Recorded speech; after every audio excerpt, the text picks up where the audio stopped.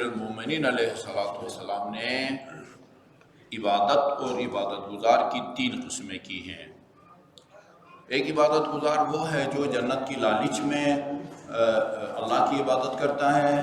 فرمایا یہ کاروباری لوگوں کی عبادت ہے، تاجر پیشہ۔ صبح سے شام تک آپ مارکیٹ میں محنت کرتے ہیں تاکہ شام کو کچھ کما کے گھر لا سکیں۔ یہ جنت کی خاطر عبادت کرنے والا کاروباری آدمی ہے، دکاندار ہے۔ کچھ لوگ جہنم کے خوف سے، آتش جہنم سے بچنے کے لیے اللہ تعالیٰ کی عبادت کرتے ہیں۔ فَتِلْكَ عبادت العبید، یہ زرخرید غلاموں کی عبادت ہے۔ ایک غلام جس طرح اپنے آقا یا مالک کے خوف سے اس کی اطاعت کرتا ہے، امتثال عمل کرتا ہے، اسی طرح یہ نمازی، یہ روزہ دار، یہ حاجی بھی آتش جہنم سے بچنے کے لیے اللہ تعالیٰ کی عبادت کرتا ہے۔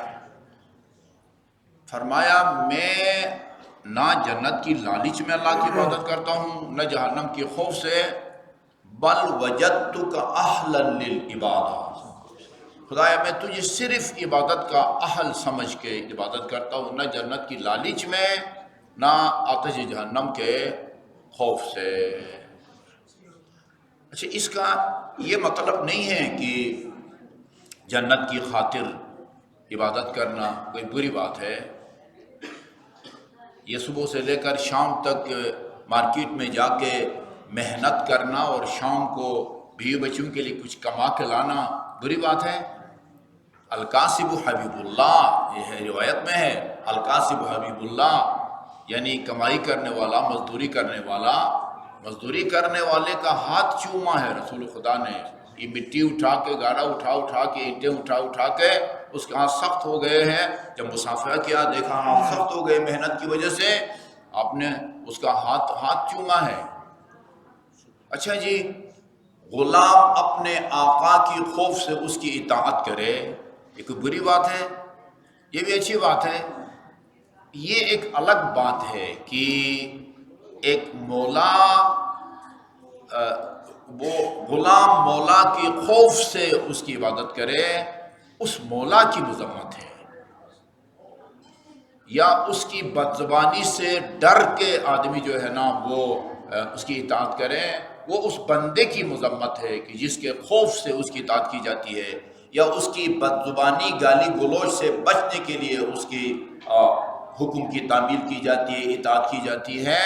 یہ بندہ قابل مذمت نہیں ہے، وہ بیچارہ چاہے عبادت سمجھ کے، اطاعت سمجھ کے کرے یا اس کے خوف سے کرے، اس نے کوئی غلط کام نہیں کیا۔ وہ جو متشدد ہے وہ قابل مذمت ہے، وہ قابل مذمت ہے۔ کتنی درجنوں آیات ہیں جس میں خود ائمہ معصومین نے اللہ تعالیٰ سے جنت کا سوال کیا ہے، یا آپ سے پوچھا گیا ہے کہ کیا کریں جنت جانے کے لیے؟ یہ نہیں فرمایا کہ بھئی اللہ تعالیٰ کو عبادت کا اہل سمجھ کے کرو۔ جنت اور دوزخ کیا چیز ہے؟ کسی امام نے یہ نہیں فرمایا۔ جب اس نے کہا کہ ایسا عمل بتائیں کہ یہ ان کی طبیعت میں شامل ہے، ہم اس سے چھین نہیں سکتے۔ اچھا جی، تو کہا کہ ایسا عمل بتائیں کہ مجھے روز قیامت جنت میں آپ کی جوار میں جگہ ملے۔ اس کو کیا جواب دیا تھا؟ انس بن مالک جو 7-8 سال جس نے رسول خدا کی وہ خدمت کی تھی، اور جب وہ رسول خدا کی رحلت ہوئی تو امیر المومنین نے جن سے پوچھا تھا نا کہ کس کو یاد ہے کہ غدیر خم میں رسول خدا نے فرمایا تھا من کنت مولا فہذا علی مولا، یہ ان لوگوں میں سے تھا جس نے کہا کہ مولا معاف کیجئے میں بھول گیا ہوں۔ بد دعا کی آپ نے اس کے لیے، برس کی بیماری میں مبتلا ہوا، لیکن رسول خدا نے کوئی بخل نہیں کیا کہ بھئی اگر جنت میں میرے جوار میں آنا چاہتے ہو فَأَطِلْ مِن سُجُودِكَ، سجدہ میں، نماز میں اپنے سجدے کو طول دو۔ طریقہ بتایا، یہ نہیں بتایا کہ بھئی خدا کو عبادت کا اہل سمجھ کے عبادت کرو، یہ جنت اور دوزخ کے چکروں میں نہ پڑو۔ ایسا کہا ہے؟ نہیں کہا نا۔